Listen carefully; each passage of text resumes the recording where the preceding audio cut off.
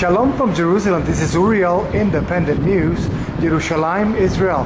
As we were talking off camera, you were telling me that your family went through the Shoah, the Holocaust. Can you tell me a little more about what happened to your family back then? My family came originally from Poland and Russia. The parents of my father came from Poland to Antwerp, Belgium, Kingdom of Belgium. And they lived there, they were working. Then came the Holocaust, and they were taken to Auschwitz. That's one part of my family, the parents of my father. They were very ultra-religious people from the Hasidim from Paris. And my grandmother died in the trains because she was smaller than me. And my grandfather was working 2 years in the Auschwitz, in the camps, and then they shot him. The other side was another strange story. My grandparents, the parents of my mother, came from Russian Poland to Berlin. There my grandmother had a little grocery shop, and the Nazis were there. They began to eat the people, to arrange, to organize everything as they wanted.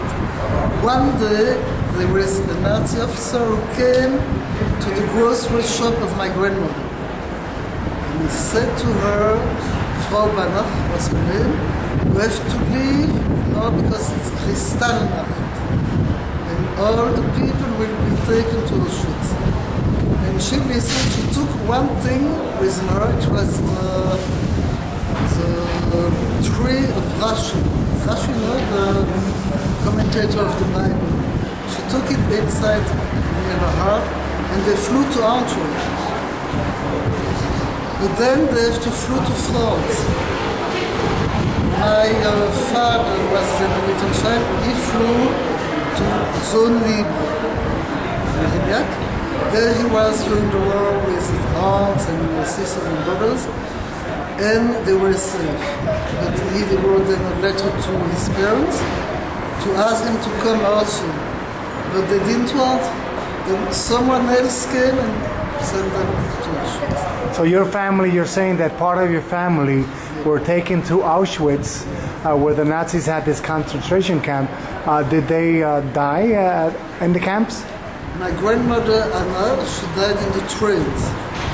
As she was being taken by train to Auschwitz, she died on the train. And my grandfather was taken to Auschwitz and did work there 2 years. Then they shot him. And the Nazis shot your father just because he was a Jew. Your grandfather just because he was a Jew. Yes. And how do you feel about this history that you have? How do you feel inside your soul? Well, inside my soul, it was like this. When I was in Antwerp with my family, I went to teach in the Zionist movement, and I was a teacher there. And then I did decide, at the age of 18, when I did finish school, I did say to my, we came also here in 67 to help Israel after they did reconquer Jerusalem as the capital of Israel. We did decide to come to Israel, to work in Israel and to build up Israel. And we came a group of 5 people of the Zionist organization, and we went to make voluntary in kibbutz and so on. I felt all the time very strange what happened also in 65. We went with a communist organization to Yad Vashem. We saw that the film More Than 15, the film Nuit et Brouillard, night in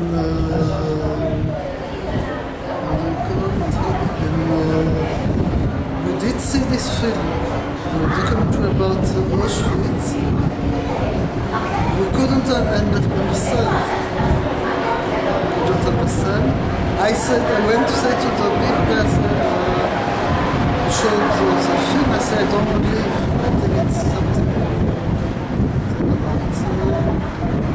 It's like this. It wasn't real. I said, okay, I did begin to dream about about this was. I thought I was there myself.